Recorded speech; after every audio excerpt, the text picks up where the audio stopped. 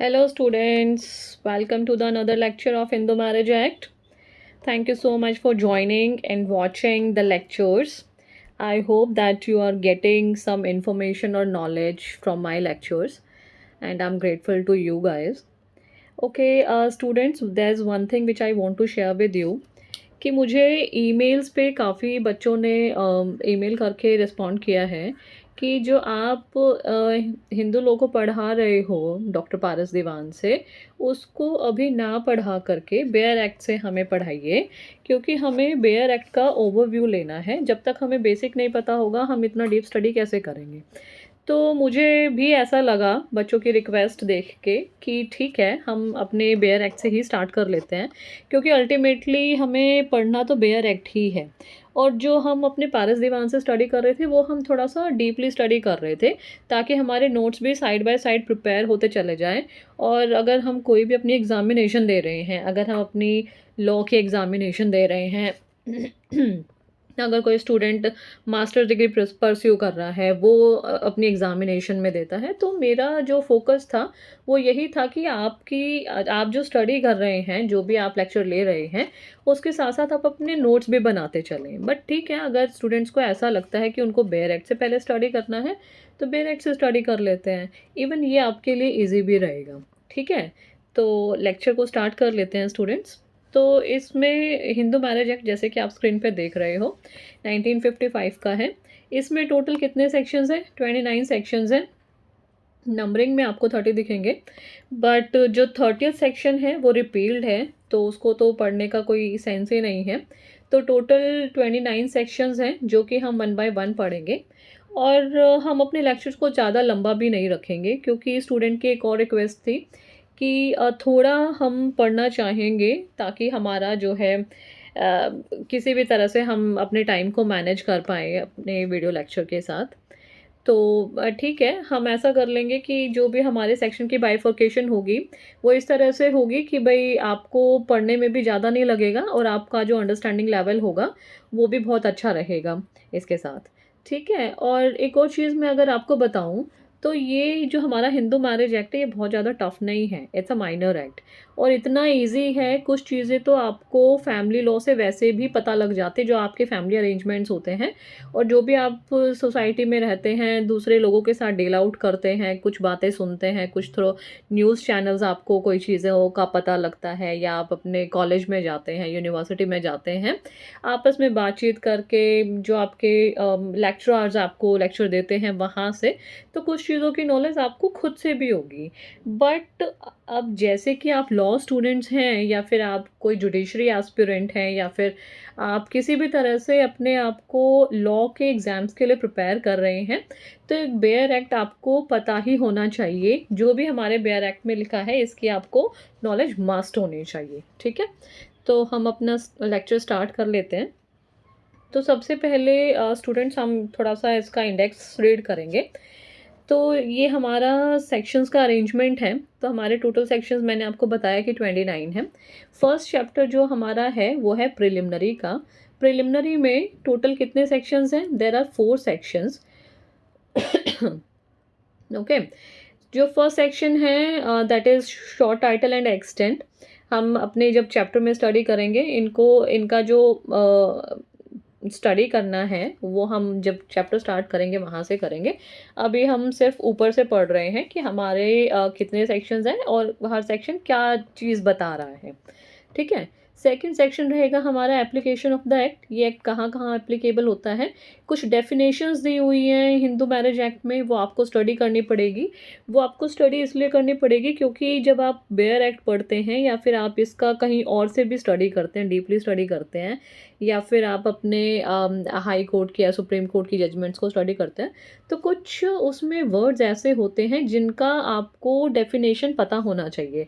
अगर आपको डेफिनेशन ही नहीं पता होगी तो फिर आपको वो चीज़ समझ ही नहीं आएगी। उस वर्ड से रिलेटेड वो सेंटेंस होगा या फिर कोई भी चीज़ कही जा रही होगी, वो एक्सप्लेनेशन आपको ग्रैब नहीं होगी। तो इसलिए डेफिनेशन पढ़ना ज़रूरी होता है। 4 सेक्शन है, इतना इंपॉर्टेंट नहीं है बट फिर भी हम इसको देख लेंगे। Over riding effect of the act. Okay, ये चैप्टर आपका बहुत ही ज़्यादा इम्पॉर्टेंट है, हिंदू मैरिजेस। अब देखो, हिंदू मैरिज एक्ट पढ़ रहे हो तो हिंदू मैरिज एक्ट में हिंदू मैरिज का पता होना आपको तो बेहद ज़रूरी है, ठीक है। तो फिफ्थ सेक्शन आपका रहेगा conditions for a Hindu marriage.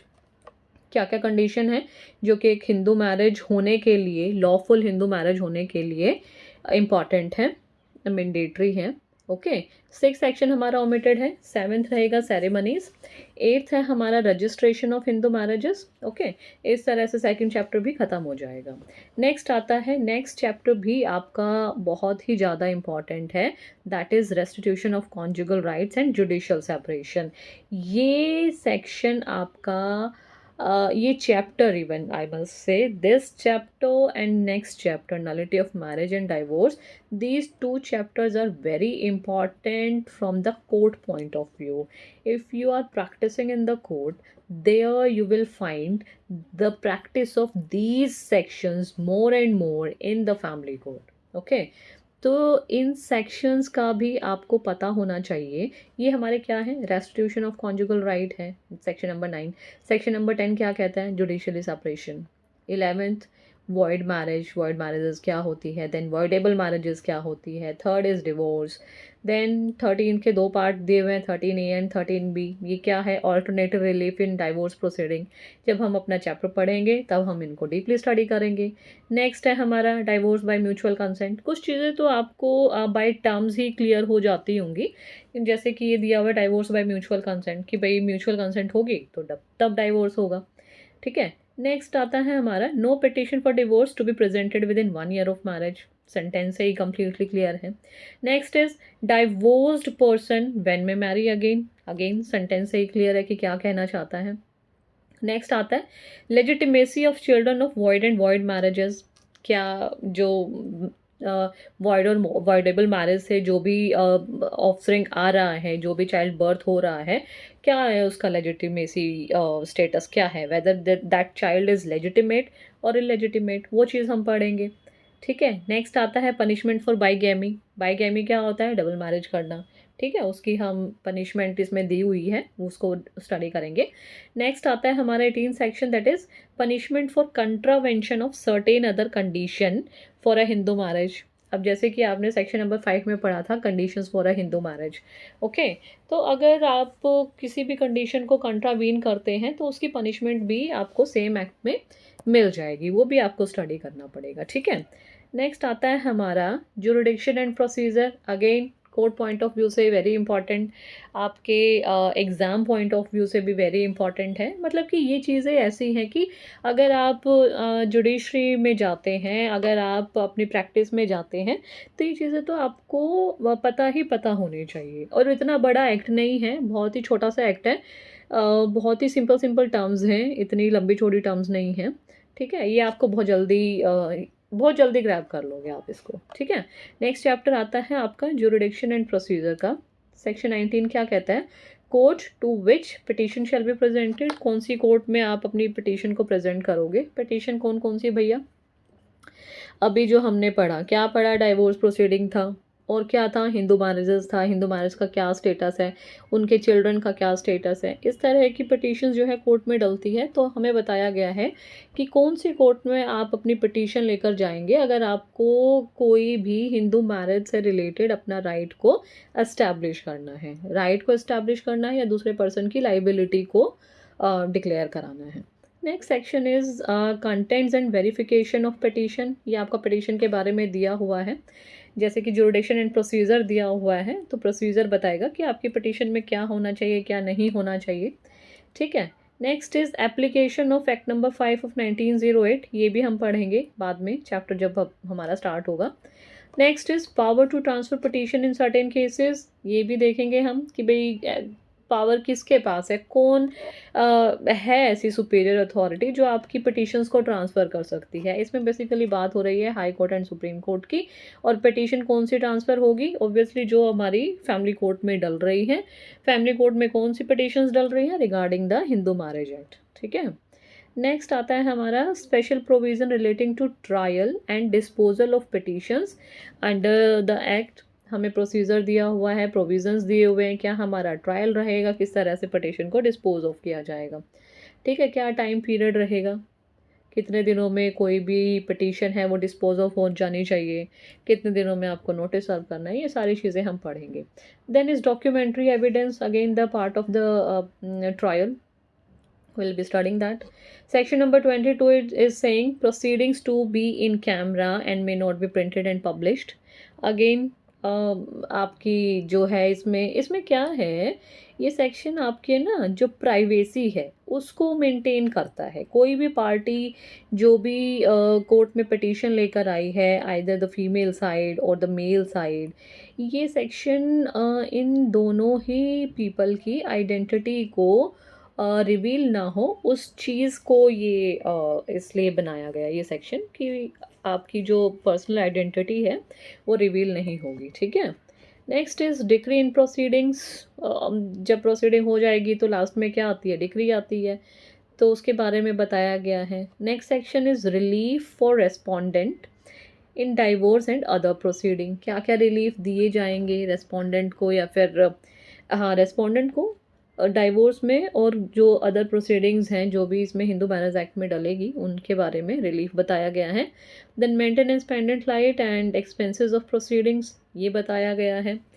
Next is permanent alimony and maintenance, then the custody of children, then the disposal of property, then comes appeal from decree and orders. कौन पार्टी अपील करेगी, कहाँ से appeal करेगी, क्या ऐसा decree में आया होगा, या फिर कौन से ऐसे ऑर्डर्स होंगे जिसके अगेंस्ट आप अपील में जा सकते हो और कहाँ आप अपील में जा सकते हो, वो चीज़ें बताई गई है. Next is 28A, that is enforcement of decree and orders. Decree तो पास हो गई, अब खाली डिक्री का आप क्या करोगे, आपको उसकी एनफोर्समेंट भी तो करानी है. ठीक है, तो ये सेक्शन उसके बारे में बताते हैं. And next section which is the last section of our act is savings. ये सेक्शन बताएगा कि भाई कौन सी चीज़ों को इस एक्ट ने सेव किया है और कौन सी चीज़ों को ओवरराइड किया है. ठीक है, ये भी सेक्शन हमारा इतना इम्पोर्टेंट नहीं है, पर जैसे कि एक्ट में दिया हुआ है तो हम इसको स्टडी ज़रूर करेंगे. ओके, तो अब हमारा लेक्चर हम स्टार्ट कर लेते हैं, जो कि फर्स्ट लेक्चर में हमारा रहेगा first chapter, that is preliminary. यहाँ से हम स्टार्ट करते हैं. देखिए, ये है हिंदू मैरिज एक्ट 1955. ठीक है, हिंदू मैरिज एक्ट कब आया था, कौन सी ईयर में पास हुआ था, ये यहाँ पर साफ साफ दिया गया है 1955. कौन सा एक्ट नंबर है इसका, कौन से ईयर में आया था, 1955 में आया था, और कौन सा एक्ट नंबर है, 25.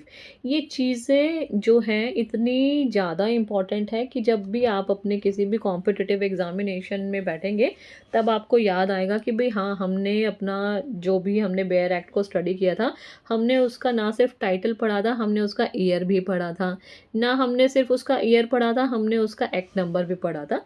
तो ये चीज़ें इम्पॉर्टेंट हैं और आपको आनी भी चाहिए और आपको पता भी होना चाहिए. ठीक है, उसके बाद आता है कि भाई ये है हमारे एक्ट का प्रीएम्बल. क्या है ये हमारे एक्ट का प्रीएम्बल, ये क्या कहता है, this is an act to amend and codify the law relating to marriage among Hindus.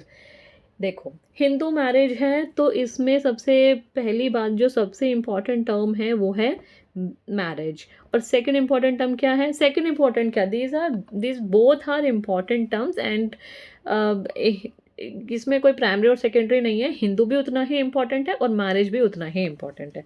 ठीक है, तो ये एक्ट क्या करता है, उन लॉज को अमेंड करता है एंड कोडिफाई करता है जो किससे रिलेटेड है, मैरिज से रिलेटेड है, और वो मैरिज किन किन दो लोगों के बीच में हुई है, हिंदूज के बीच में हुई है. ठीक है, तो हिंदूज की मैरिज के लॉ को कोडिफाई और अमेंड करने के लिए कौन सा एक्ट आया था, हिंदू मैरिज एक्ट आया था. कब आया था, 1955 में आया था, और इस एक्ट का नंबर क्या था, 25. 1955 का 25.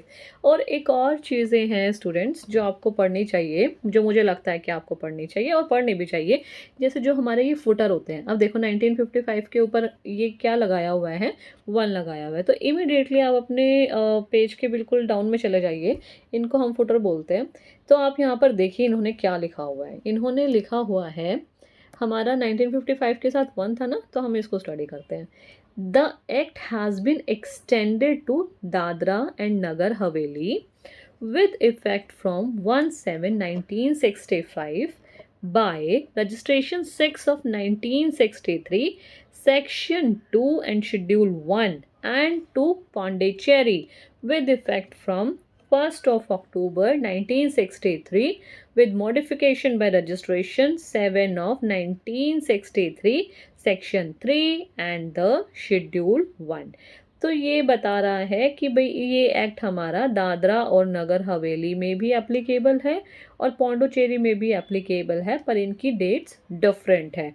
दादरा एंड नगर हवेली में कब एप्लीकेबल होगा? 1/7/1965 को. हाउएवर ये एक्ट आ कब गया था? 1955 में आ गया था. और पौंडुचेरी में कब से एप्लीकेबल है? 1/10/1963 से. ठीक है, तो इन चीज़ों को भी आप पढ़ लिया करें जब भी एक्ट हमारा इतना इम्पॉर्टेंट होता है कि एक्ट के ना एक छोटी से छोटी चीज़ भी बहुत ही ज़्यादा इम्पॉर्टेंट होती है और हमें उस चीज़ को स्टडी करना चाहिए. ठीक है, अब आता है, देखो ये कब अनेक्ट हुआ था, कौन सी ईयर में हुआ था? 6th year of the Republic of India. ठीक है, पार्लियामेंट ने अनेक्ट किया था कब? 6th year of the Republic of India. अब हमारा चैप्टर स्टार्ट हो जाता है प्रिलिमिनरी बहुत ही बेसिक चैप्टर है और आपको हर एक्ट में ये चैप्टर मिलेगा. और इसमें कुछ चीज़ें, कुछ सेक्शन कॉमन भी होते हैं, जैसे कि सेक्शन नंबर 1 आपको हर एक्ट में, आप कोई भी एक्ट पढ़ेंगे आपको कॉमन ही मिलेगा. ठीक है, तो ये क्या कह रहा है हमारा? Short title and extent. Short title and extent में क्या है? शॉर्ट टाइटल का क्या मीनिंग है कि हम जो एक्ट पढ़ रहे हैं उसका टाइटल क्या है. ठीक है, एक्सटेंट ये कहाँ कहाँ पर एप्लीकेबल होगा ये एक्ट.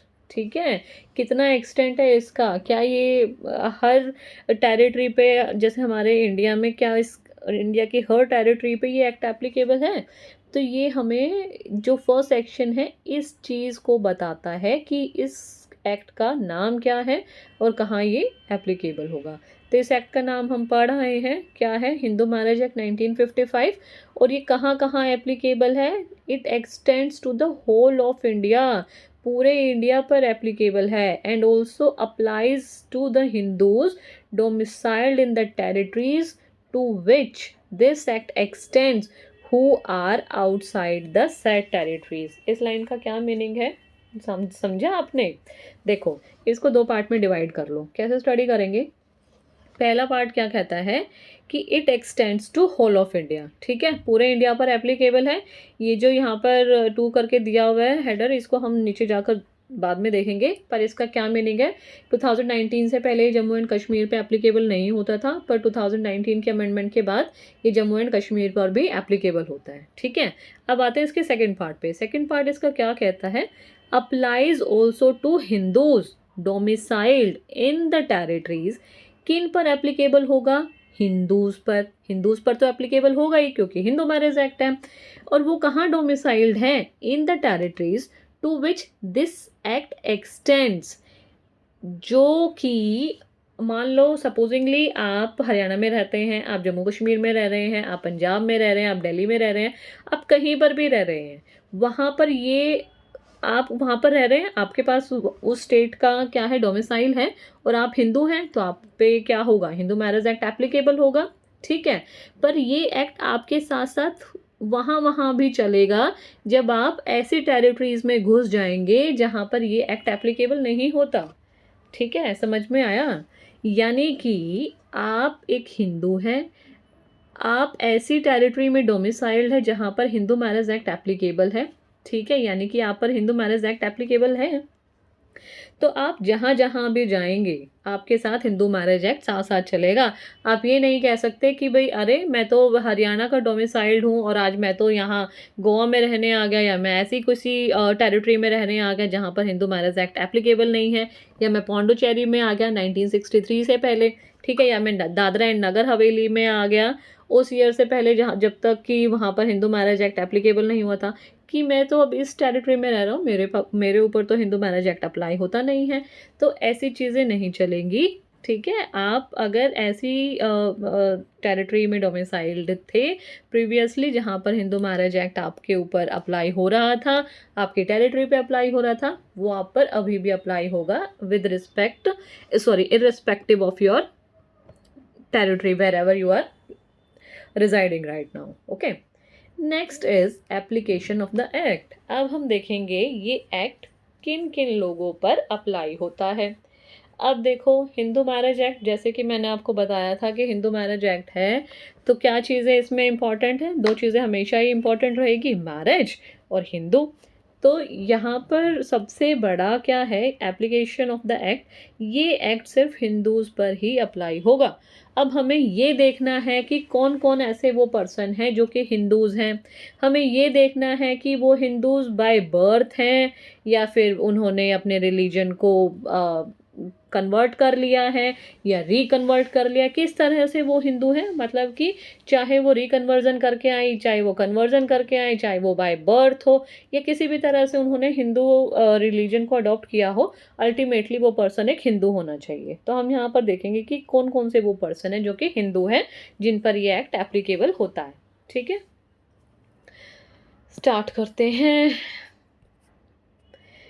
तो guys, first, section number 2, this is section number 2, the subsection 1. This act applies, where this act applies? Clause A. To any person who is a Hindu by religion, जो कि Hindu by religion है। और Hindu by religion कैसे है? In any of its forms और developments including a विराशवा, अ लिंगायत और अ follower of ब्रह्मो प्रार्थना और आर्य समाज। एक पर्सन पर हिंदू मैरिज एक्ट एप्लीकेबल हो, इसके लिए इतना इम्पॉर्टेंट है उसका हिंदू होना कि वो पर्सन जो है हिंदू बाय रिलीजन होगा, चाहे वो फिर किसी भी फॉर्म में हो या फिर किसी भी डेवलपमेंट में हो, वो एक हिंदू पर्सन होना चाहिए, हिंदू बाय रिलीजन होना चाहिए। ठीक है, ऐसे पर्सन को हम क्या कहेंगे? अगर वो पर्सन किसी भी फॉर्म में या किसी भी डेवलपमेंट में अगर फॉलोवर है, विराशवा है, लिंगायत है, या फिर फॉलोवर है किसका? ब्रह्मो समाज का, प्रार्थना समाज का या फिर आर्य समाज का, उसे हम क्या कहेंगे? Hindu by religion. ठीक है, नेक्स्ट आता है to any person who is a Buddhist, Jain और सिख बाय रिलीजन। ऐसे तीन पर्सन जो कि बुद्धिस्ट हैं या फिर जैन हैं या फिर सिख हैं, इन तीनों ही पर्सन को हम क्या बोलेंगे? For the purposes of this act Hindu ही बोलेंगे। और ये हिंदू मैरिज एक्ट उन पर भी उतना ही एप्लीकेबल होगा जो कि ऐसे पर्सन पर एप्लीकेबल होता है जो कि हिंदू बाय रिलीजन है। ठीक है, सी क्लॉज पर आ जाते हैं। ये क्या कहता है? To any other person domiciled in the territories to which this act extends. अभी इसको यहीं तक ही पढ़ेंगे। ठीक है, ऐसे लोगों पर जो कि ऐसी टेरिटरी में डोमिसाइल्ड है जहां पर हिंदू मैरिज एक्ट अप्लाई होता है, ये एक्ट उन लोगों पर भी अप्लाई होगा। ठीक है, अब यहाँ पर आ जाता है नेक्स्ट पार्ट क्या है सेक्शन का। क्या कहता है कि वो पर्सन मुस्लिम नहीं होना चाहिए, वो पर्सन क्रिश्चियन नहीं होना चाहिए, पारसी और ज्यू भी नहीं होना चाहिए। ठीक है, ये चार चीज़ें, चार रिलीजन का वो पर्सन नहीं होना चाहिए और वो ऐसी टेरिटरी में डोमिसाइल्ड होना चाहिए जहाँ पर ये एक्ट अप्लाई हो रहा है, तो उसको हम automatically for the purposes of this act क्या मान लेंगे? हिंदू मान लेंगे। ठीक है, अब आता है इसका third part. Unless it is proved that any such person would not have been governed by the Hindu law or by any custom or usage as part of that law in respect of any of the matters dealt with herein if this act had not been passed। ये third point क्या कह रहा है? ये कहता है कि भाई जब उस आदमी पर जो कि ऐसी टेरिटरी पे सी, इसको ना कनेक्टिवली हम पढ़ते हैं। ये कहता है कि भाई ऐसा पर्सन जो कि मुस्लिम नहीं है, जो कि क्रिश्चियन नहीं है, जो कि पारसी नहीं है और ज्यू भी नहीं है। ठीक है, और वो ऐसी टेरिटरी में डोमिसाइल्ड है जहाँ पर हिंदू मैरिज एक्ट अप्लाई होता है, पर वो पर्सन को उस पे ऑटोमेटिकली हिंदू मैरिज एक्ट लग जाएगा, पर अगर वो चाहता है कि उसके ऊपर हिंदू मैरिज एक्ट ना लगे, तो उसे क्या प्रूव करना पड़ेगा कि वो कभी भी हिंदू लॉ से गवर्न हुआ ही नहीं है, ना ही ऐसे कोई कस्टम या फिर यूसेज जो कि हिंदू लॉ का पार्ट है। यानी कि हिंदू लॉ में भी तो, हिंदू लॉ में जो भी लॉज आप पढ़ेंगे वो कुछ लॉज ऐसे हैं जो कि बाय द गवर्नेंस आए हैं, कि भाई आपने उनको, कोई ऐसे कस्टम है कि बहुत लंबे टाइम तक आपने उनको यूज़ में रखा है तो वो लॉ बन गया, ठीक है। तो ऐसा पर्सन अगर चाहता है कि उसके ऊपर हिंदू मैरिज एक्ट ना लगे, तो उसे प्रूव करना पड़ेगा कि वो कभी भी गवर्न नहीं हुआ है, ना ही हिंदू लॉ से, ना ही किसी ऐसे कस्टम और यूसेज से जो कि पार्ट है हिंदू लॉ का, ठीक है। in respect of any of the matters dealt with herein if the act had not been passed, कि भाई अगर एक्ट पास ना भी होता, अब तो जैसे एक्ट आ गया है इसलिए वो वहाँ पर एप्लीकेबल है, अगर ये एक्ट पास नहीं भी होता तब भी वो गवर्न नहीं होता किसी भी ऐसे कस्टम यूसेज से या फिर हिंदू लॉ से जो कि इसका पार्ट है, ठीक है। नेक्स्ट आता है एक्सप्लेनेशन। अभी देखो ये क्या कहता है, ये एक्सप्लेनेशन है ऐसे पर्सन्स के बारे में जो कि हिंदूज, बुद्धिस्ट, जैन और सिख हैं बाय रिलीजन, ठीक है, जो कि हम अपने क्लॉज नंबर बी में पढ़ के आए थे। उन पर भी तो हमने कहा था ना कि ये एक्ट एप्लीकेबल है। तो देखते हैं भाई ऐसे कौन कौन से पर्सन हैं जो कि हिंदू, बुद्धिस्ट, जैन और सिख बाय रिलीजन है, और फिर भी उन पर, उनको हम हिंदू मान रहे हैं, ना सिर्फ हिंदू मान रहे हैं, उन पर हिंदू मैरिज एक्ट भी लगा रहे हैं, ठीक है।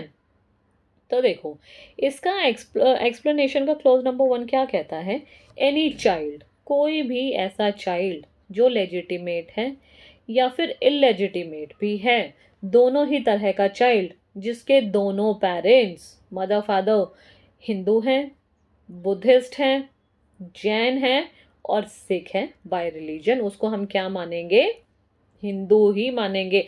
उसको हम हिंदू भी मानेंगे, बुद्धिस्ट भी मानेंगे, जैन भी मानेंगे, सिख भी मानेंगे। अल्टीमेटली हम उसको, उस पर क्या अप्लाई कर देंगे, हिंदू मैरिज एक्ट, ठीक है। नेक्स्ट आता है एनी चाइल्ड, लेजिटिमेट और इलेजिटिमेट। अब फर्स्ट क्लॉज में क्या था, जिसके दोनों पेरेंट्स हिंदू, बुद्धिस्ट, जैन और सिख थे।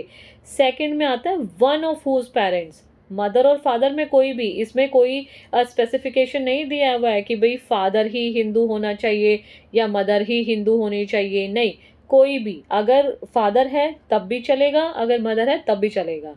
One of whose parents is a Hindu, Buddhist, Jain और Sikh by religion, and who is, see इतना पार्ट पढ़ो पहले, कि जिसका एक पेरेंट हिंदू, बुद्धिस्ट, जैन और सिख बाय रिलीजन है, ठीक है, तब भी उसको हम हिंदू ही मानेंगे उस चाइल्ड को, चाहे वो चाइल्ड लेजिटिमेट और इलेजिटिमेट है। पर उसकी एक कंडीशन है, क्या, कि भाई उसको ब्रॉट अप इस तरह से किया गया है as a member of the tribe, community, group और family to which such parents belongs और बिलोंग्ड। मतलब कि उसकी जो अपब्रिंगिंग है, जो उसको ब्रॉट अप कर रहा है, वो वन पेरेंट जो कि हिंदू, बुद्धिस्ट, सिख और रिलीजन, सिख और जैन है बाय रिलीजन, उसको, उसकी जो अपब्रिंगिंग है वो उसी तरह से होनी चाहिए जैसे कि एक हिंदू की होती है, ठीक है। वो, अब आप देखो कि भाई हिंदू लोग क्या क्या करते हैं, मैरिज जैसे होती है हिंदूज की, या फिर उनका जो कस्टम है, जो यूसेज है, या फिर कोई उनका प्रेइंग मेथड है, तो वो उस चीज़ का, उस तरह से उसका ब्रॉट अप होगा, तभी हम मानेंगे कि भाई वो चाइल्ड जो है हिंदू है, ठीक है।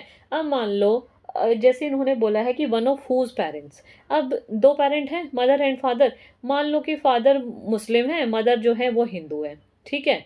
और चाइल्ड बोर्न हो गया, मदर ने जो है अपना रिलीजन जो है कन्वर्ट नहीं किया, मैरिज के बाद उसने कन्वर्ट नहीं किया, she is still a Hindu, ठीक है, चाइल्ड बोर्न हुआ। बट वो चाइल्ड क्या है, वो चाइल्ड क्या फॉलो कर रहा है, फेथ ऑफ फादर को फॉलो कर रहा है, यानी कि वो मुस्लिम फेथ को फॉलो कर रहा है, वो सारी वही चीज़ें करता है जो कि एक मुस्लिम कम्युनिटी का मेंबर करता है, ठीक है। तो आप उसे कैसे कह देंगे हिंदू, क्या आप उसको इस क्लॉज में फिट कर देंगे, नहीं करेंगे। क्यों नहीं करेंगे, क्योंकि जो उसकी अपब्रिंगिंग हुई है, जो उसने सेल्फ, जो जिस चीज़ों को वो प्रैक्टिस करता आया है, वो तो फादर के रिलीजन का है, मदर के रिलीजन को तो उसने कभी प्रैक्टिस किया ही नहीं, ठीक है। तो उसकी अपब्रिंगिंग कैसे हुई है, जो फादर का रिलीजन था उ, उ, उस ट्राइब, कम्युनिटी, ग्रुप या फैमिली का मेंबर की तरह हुई है उसकी, कहाँ से, क्योंकि उस ट्राइब, कम्युनिटी, ग्रुप और फैमिली को उसका पेरेंट बिलोंग करता था, ठीक है। तो वो जिस चीज़ की प्रैक्टिस करेगा, जो भी पेरेंट की रिलीजन की, उसको वही रिलीजन दे दिया जाएगा एज पर दिस एक्ट, ठीक है। अगर वो हिंदू की तरह हिंदू रिलीजन को प्रैक्टिस करते हुए उसकी अपब्रिंगिंग हुई है तो उसे हिंदू मान लेंगे। अगर उसकी मुस्लिम रिलीजन की प्रैक्टिस करते हुए अपब्रिंगिंग हुई है तो उसे मुस्लिम माना जाएगा, उसे हिंदू नहीं माना जाएगा। Next clause C, any person who is a convert or reconvert to the Hindu, Buddhist, Jain और सिख रिलीजन। देखो, कोई पर्सन है मुस्लिम, ठीक है, वो कन्वर्ट हो गया है या तो हिंदू में या बुद्धिस्ट में या जैन में या सिख में, उसे हम हिंदू मानेंगे, ठीक है, for the purposes of this act. Next is reconvert. Reconvert क्या होता है? एक पर्सन हिंदू था इनिशियली, वो मुस्लिम बन गया, उसने कन्वर्जन किस किस में किया? या तो मुस्लिम बन गया या पारसी बन गया या जू बन गया, ठीक है, या फिर क्रिश्चियन बन गया। बट कुछ टाइम के बाद कोई भी उसको फीलिंग आई, कुछ भी हुआ, उसने दोबारा से रिकन्वर्जन कर लिया अपना हिंदू फेथ में ही। तो रिकन्वर्जन करने के बाद जब वो हिंदू या फिर बुद्धिस्ट या फिर सिख या फिर इसमें जैन रिलीजन में रिकन्वर्ट कर लेता है, तब भी हम उसको क्या मानेंगे? हिंदू मानेंगे, और उस पर हिंदू मैरिज एक्ट अप्लाई हो जाएगा, ठीक है। सेकंड सेक्शन क्या कहता है? Note with standing. Note with standing का क्या मीनिंग होता है? ऐसा होते हुए भी, ठीक है। अब देखो ये क्या कहता है, note with standing anything contained in sub section 1, कि सब सेक्शन 1 में जो कुछ भी लिखा हुआ है ऐसा होते हुए भी, nothing contained in this act shall apply to the members of any scheduled tribe within the meaning of clause 25 article 366 of the constitution unless the central government by notification in the official gazette otherwise directs। ये कहते हैं कि चाहे sub section 1 में कुछ भी लिखा हुआ है, उसके बावजूद भी ये एक्ट, इस एक्ट में जो भी कुछ लिखा हुआ है शैल अप्लाई नहीं होगा। किन पर? मेंबर्स पर, शेड्यूल्ड ट्राइब के मेंबर्स को, जिसकी डेफिनेशन आपको कहाँ मिल जाएगी? Article 366 close 25 of the constitution में। जब तक कि सेंट्रल गवर्नमेंट ऑफिशियल गजट में ऐसा नोटिफिकेशन ना दे दे कि भाई ये एक्ट उन लोगों पर भी अप्लाई होगा जो कि शेड्यूल्ड ट्राइब हैं। और शेड्यूल्ड ट्राइब कैसे हैं? जो article 366 close 25 of the constitution में शेड्यूल्ड ट्राइब है, ठीक है। उन पर ये एक्ट अप्लाई होने से पहले सेंट्रल गवर्नमेंट की नोटिफिकेशन का होना बहुत ज़्यादा ज़रूरी है, अदरवाइज ये उन पर एप्लीकेबल नहीं होगा। तो सेक्शन जो 2 है ना, सब सेक्शन जो 2 है आपका, ये क्या है?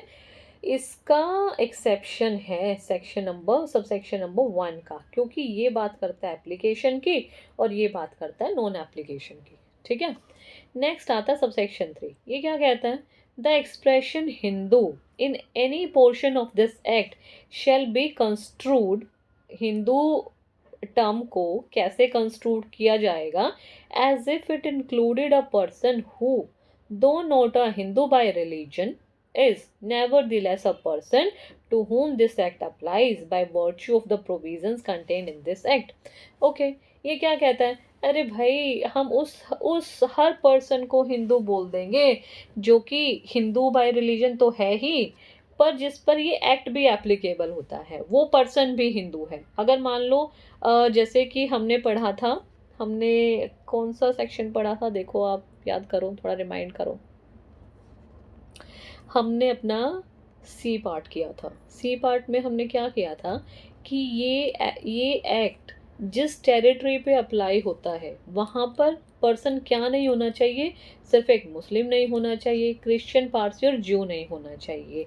अगर उस टेरिटरी में कोई भी पर्सन डोमिसाइल्ड है तो उस पर ये एक्ट एप्लीकेबल ही होगा, ठीक है। अगर उसको एप्लीकेबल नहीं करना है तो ही हैज़ टू प्रूव कि he has not been governed by Hindu law or any custom or usages as part of that law. ठीक है. Next we have done up to 3. Now there comes the definition, and I guess I think it's more than enough for today. First and second section we have done, okay, and along with the title and its preamble.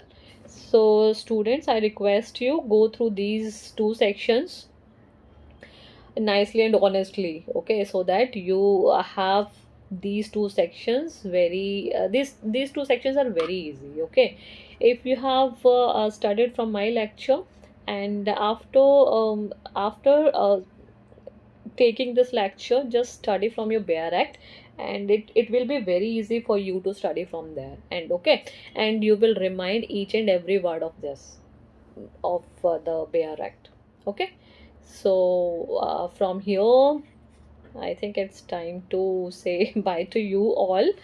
So I hope that these two sections, I was able to let you understand these two sections. So students, will meet in the next video.